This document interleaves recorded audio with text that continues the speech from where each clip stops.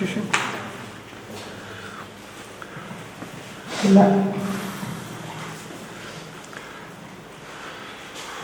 Buenas tardes, muy bienvenidos. Es un gusto recibirlos para compartir una de las primeras jornadas de encuentro después de tanto tiempo sin vernos, sin reencontrarnos. Por lo tanto, estamos todos muy contentos y justamente hoy, para dar inicio a estos momentos de encuentro, contamos con la presencia de ustedes, por supuesto, que es muy importante, y la presencia del doctor Carlos Ugotti. Ustedes ya lo conocen, un profesional de vasta experiencia en el tema, ya nos presentó algo de sus títulos, y con vasta experiencia en su labor y su dedicación, con mucha experiencia en el tema de fibromialgia. Tomé acá algunos de los títulos o de las terminologías que ha manejado, como el aprender a vivir sin dolor, con o sin fibromialgia. Confesiones de la fibromialgia correspondiente al año 2021, porque el doctor Ugotti no solo ha sido un gran estudioso para su formación y para lo que vuelca a sus pacientes, sino que también ha publicado un muy buen caudal de información muy valiosa para todos. El tema de confesiones de la fibromialgia es un diálogo ficcionalizado que me pareció sumamente entre la enfermedad y el médico, por medio del cual ella expone las causas que la ocasionan, así como también el tratamiento más efectivo para mitigar el padecimiento y lograr su cura. Por supuesto, esto nos deja una buena interrogante para poder realizar esa lectura.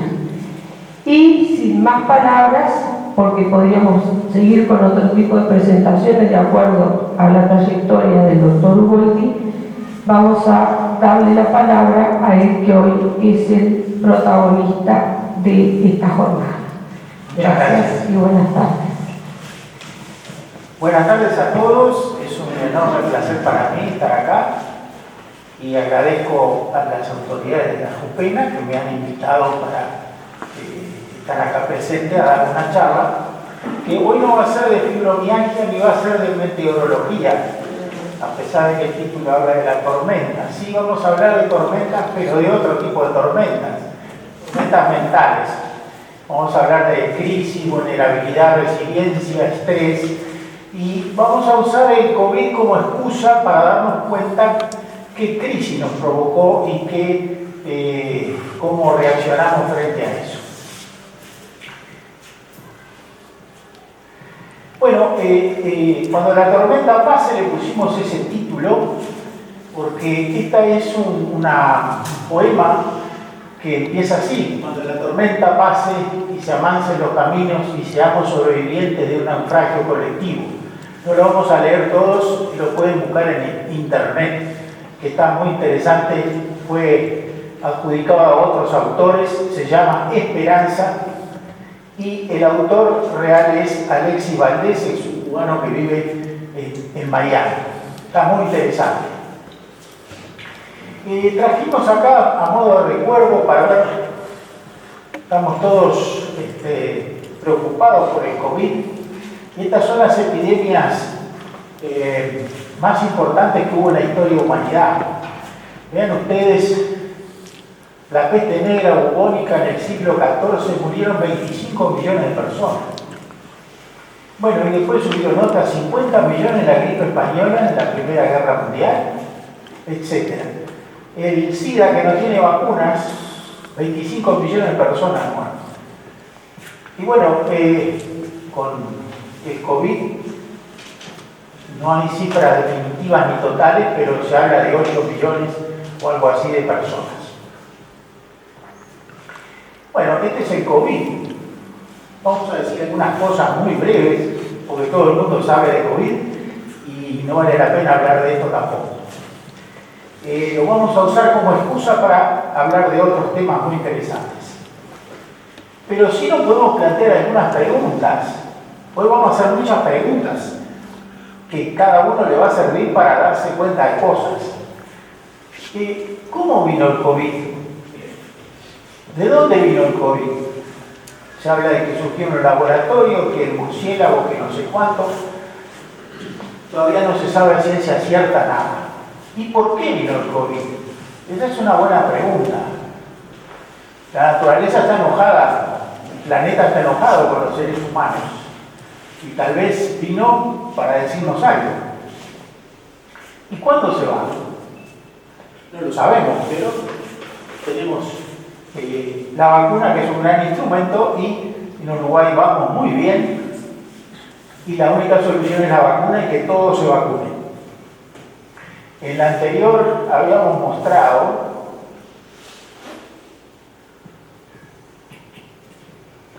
vean ustedes la viruela. Mató millones de personas, no se sabe exactamente cuántas, pero con la vacuna se terminó. Es una enfermedad que está erradicada, no existe más la viruela. Bueno, y pasó lo que tuvo que pasar, todos tuvimos que asumir de usar el barbijo o tapabocas y nariz. Y bueno, también la higiene de manos y el distanciamiento social, que eso de alguna manera también hay que seguirlo haciendo. Consejos sanitarios del COVID que todos conocemos: quedarte en casa, nueva normalidad, libertad responsable, etcétera, vacunarte, seguirte cuidando, tercera dosis. Pero el COVID produjo un gran impacto, no solo a nivel personal e individual, sino también familiar, sanitario, psicológico, sociolaboral y económico. Efectos del COVID. Es un enemigo invisible porque los virus no los podemos ver. Vemos las consecuencias que produce. Pero es muy difícil cuando uno no sabe con quién está luchando, porque no lo ve. Hay que cuidarse, pero no lo vemos.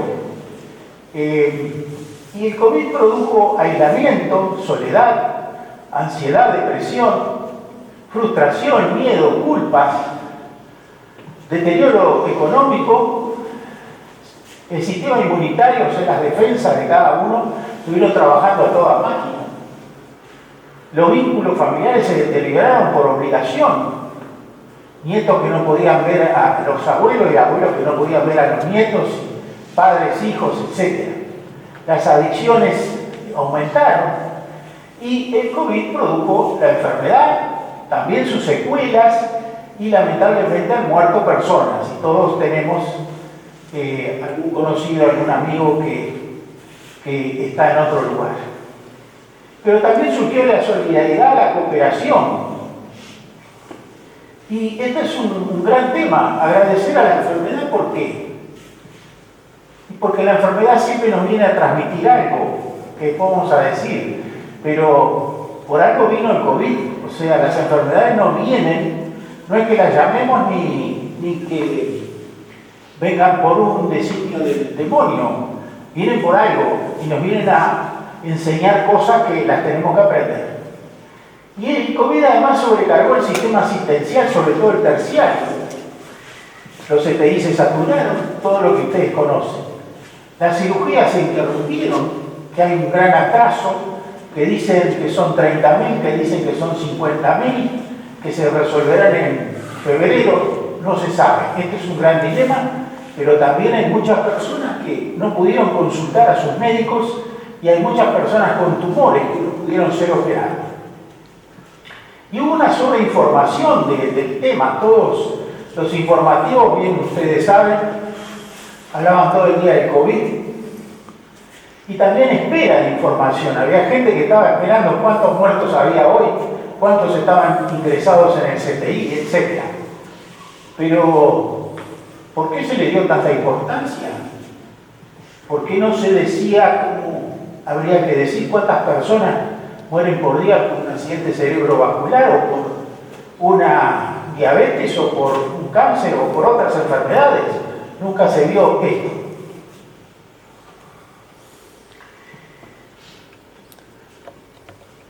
Y los médicos y enfermeros y todo el personal de la salud estaba agotado. Y faltaron los abrazos. Miren qué linda imagen de esa nieta con el abuelo.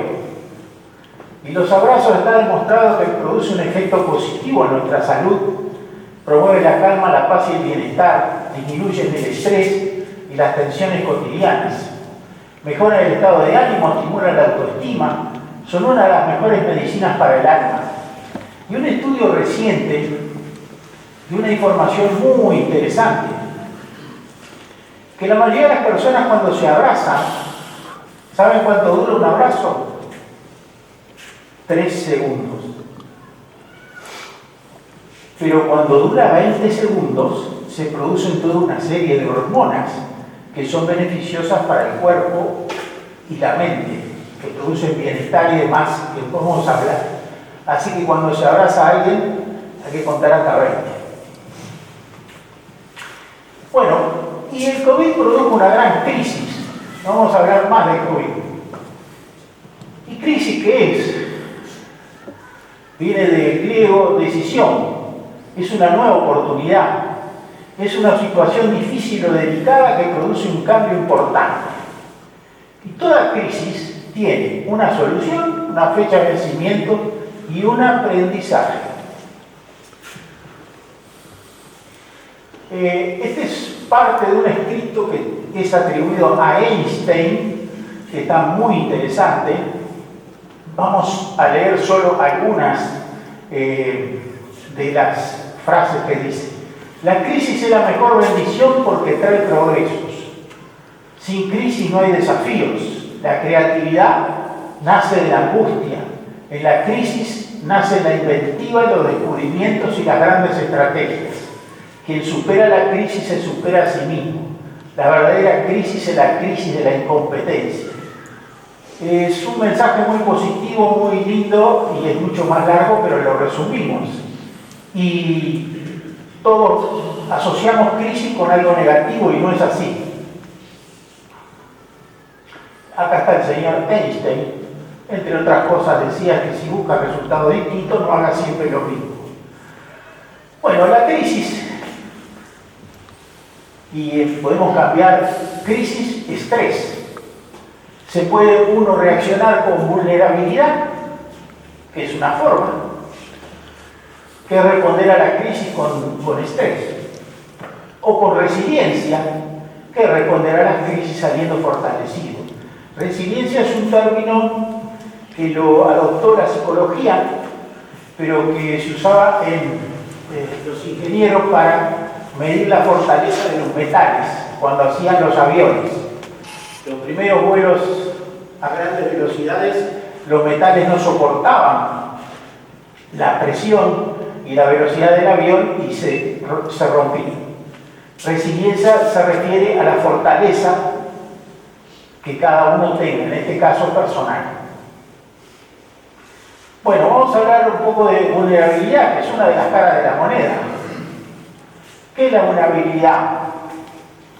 Existe en todos los seres humanos y se revela en tiempos de crisis, de estrés.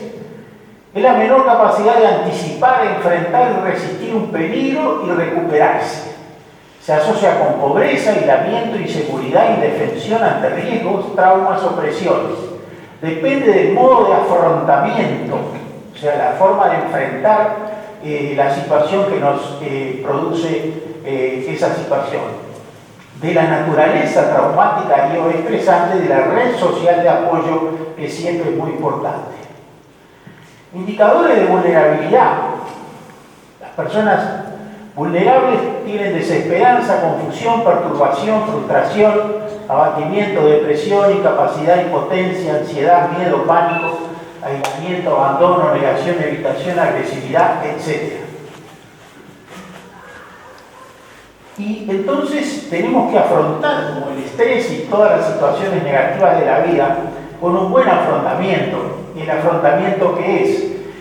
Es un esfuerzo cognitivo, o sea, de conciencia, emocional y conductual para manejar las exigencias amenazantes. Son los cambios en el modo de pensar y actuar con el estresor. Resolución del problema para proporcionar alivio, recompensa, reposo y equilibrio. Y un adecuado afrontamiento, las personas que tienen un adecuado afrontamiento son optimistas, prácticos, tienen una política de no perder recursos, miden las consecuencias, son flexibles y abiertos y conservan la calma. Vamos a ver la otra cara de la moneda, de la crisis, vimos vulnerabilidad, vamos a ver resiliencia. ¿Qué es la resiliencia? Es la capacidad de sobreponerse, fortalecerse y transformarse frente a la adversidad. Son tres cosas, y esto es muy importante frente a cualquier cosa que nos pase en la vida. Primero, sobreponerse, o sea, sortear ese escollo que nos pone la vida. Fortalecerse y además transformarse son los tres elementos que definen la resiliencia. Se construye diariamente, ya podemos ser más resilientes que otros, y si nos deprimimos podemos ser vulnerables. Ser fuertes a pesar de las tormentas, saber adaptarse a los cambios, aceptación. Y Lao Tse decía esta frase que está muy linda: el agua lo vence todo porque se adapta a todo. El agua no tiene escollo, siempre busca el camino y lo encuentra. Los pilares de la resiliencia son la introspección, o sea, mirarse hacia adentro, independencia, interrelación, iniciativa, imagen personal de autoestima, tener una buena autoestima, ideales morales, imaginación creativa, ingenio humorístico. El humor siempre tiene que estar. Bueno, vamos a hablar un poco de salud y enfermedad. Todos participamos en la salud o enfermedad siempre. La definición de salud de la Organización Mundial de la Salud es de 1946, se le han hecho algunos retoques, pero sigue siendo la misma. Es un estado de completo bienestar físico, mental y social, y no solamente la ausencia de enfermedad. Pero si vemos esto, ¿quién tiene un buen estado de completo bienestar físico, mental y social? Muy pocas personas. Entonces, la salud y la enfermedad, ¿cuál es el límite? ¿Hasta cuándo estoy sano o hasta cuándo estoy enfermo y cambio de estado? Y ahora se habla, con respecto a la salud, de que la capacidad de adaptación y autogestión. O sea, la salud la tenemos que cuidar cada uno, entonces tenemos que gestionarla todos los días. Y la salud no es un estado, es un proceso. Y alguien chistoso dijo una vez que una persona sana es un enfermo insuficientemente estudiado. Para tener buena salud física y mental es necesario que estén estas tres cosas en armonía. Tiene que coincidir lo que esa persona piensa con lo que siente y con lo que hace. Si piensa una cosa, siente otra y hace lo que quieren los demás, se va enfermando. El doctor Daniel López Rossetti dice: la salud está siempre relacionada con emociones positivas y la enfermedad siempre está precedida.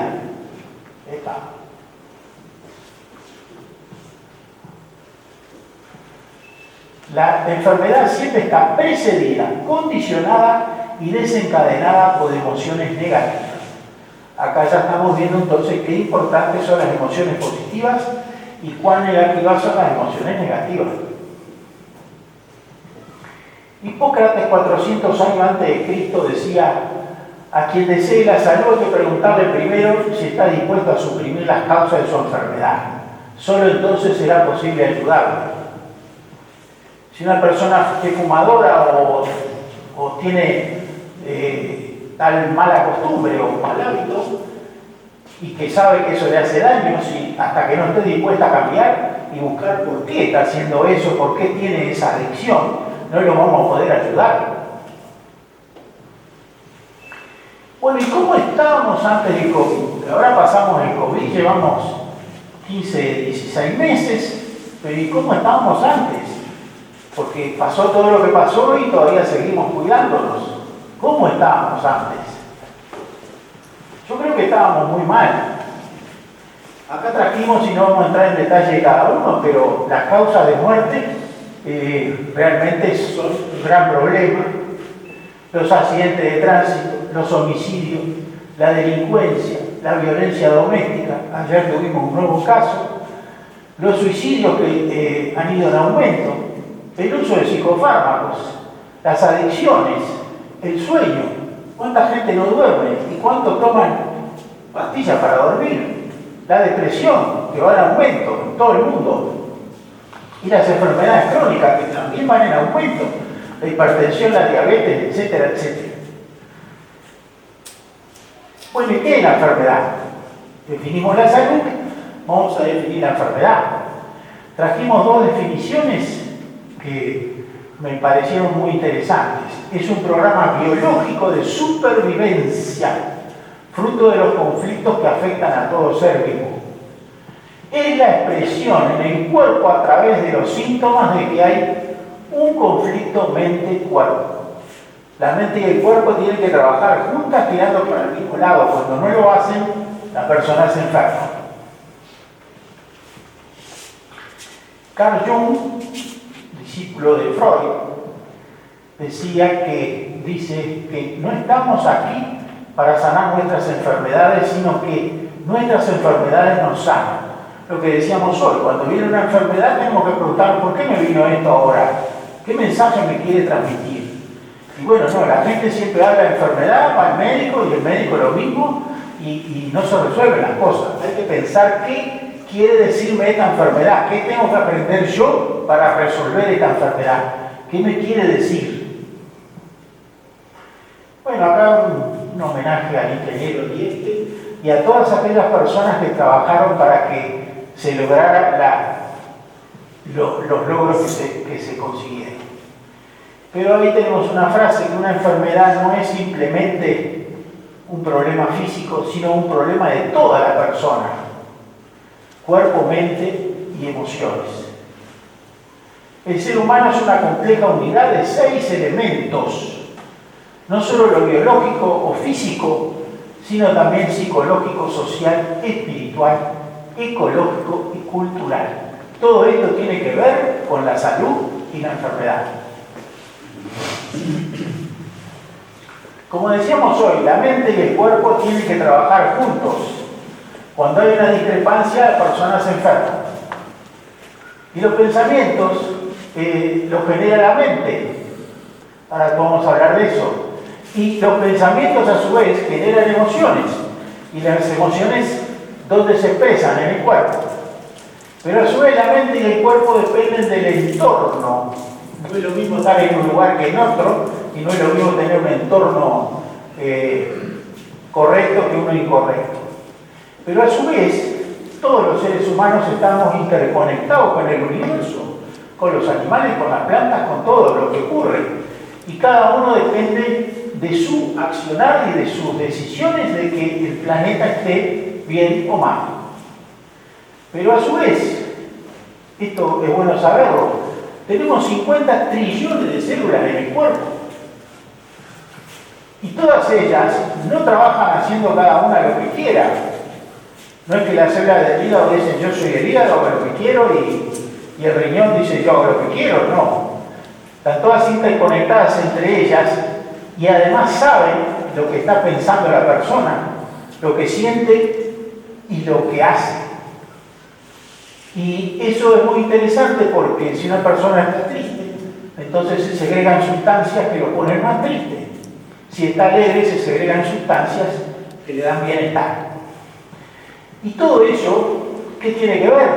Tiene que ver en que estemos sanos o que estemos enfermos. La psiconeuroendocrinología, que es un posgrado que hicimos, habla de que existen 4 sistemas en el organismo inteligentes, los 4 sistemas inteligentes, que son el neurológico, el psíquico, el inmune y el endócrino. Y están trabajando los 4 juntos para que haya un equilibrio y haya una homeostasis o hemodinamia y el equilibrio biológico interior se logre. Cuando uno de ellos funciona en forma desequilibrada, se desequilibra todo el sistema y se produce la enfermedad. Bueno, el sistema inmune, vamos a hablar algo de eso. Es la defensa que tenemos, vendría a ser el Ministerio del Interior y el Ministerio de Defensa trabajando juntos. Y según cómo esté el sistema inmune, podemos tener salud o enfermedad. Todos los días estamos en contacto con microbios de todo tipo y cuando nuestro sistema inmunitario está bien, está sano, lo resuelve y no nos damos cuenta. No hay un registro interior de cuántas veces estuvimos con tal bichito ayer o anteayer o todos los días. Solo nos damos cuenta cuando perdemos. Cuando nos picamos una infección, ahí es que nos damos cuenta, algo pasó. El sistema inmunológico se tiene que defender ante el ataque constante a que se ve sometido. Los microbios son un gran problema, pero muchas veces tenemos vacunas y tenemos un sistema inmunitario que lucha contra eso. Pero no son los elementos más temidos. Los elementos más temidos, además de los microbios, son los pensamientos y las palabras que cada día generamos nosotros. Y el sistema inmune se puede, porque nadie habla de eso. Escuché al ministro de Salud Pública decir cómo tenemos que fortalecer el sistema inmunitario. El sistema inmunitario se puede debilitar o se puede fortalecer. ¿Y con qué se debilita? Con determinadas enfermedades, el estrés, ciertos medicamentos, la ansiedad, la depresión, el estilo de vida inadecuado, las emociones negativas, el dormir mal, el sobrepeso, problemas digestivos, etc. ¿Y cómo se fortalece? Con un estilo de vida saludable, con una alimentación balanceada, el dormir bien, actividad física, afrontamiento del estrés, meditación, paz, felicidad, vitaminas y minerales y, por supuesto, vacunas. La mayoría de las personas pasan la vida lamentando el pasado, viven en el pasado, temiendo el futuro y tienen incapacidad de generar alegría en el presente, aquí y ahora. Ayer ya pasó, mañana será otro día. Tenemos que aprender a estar en el presente y disfrutar lo que estamos viviendo en este momento.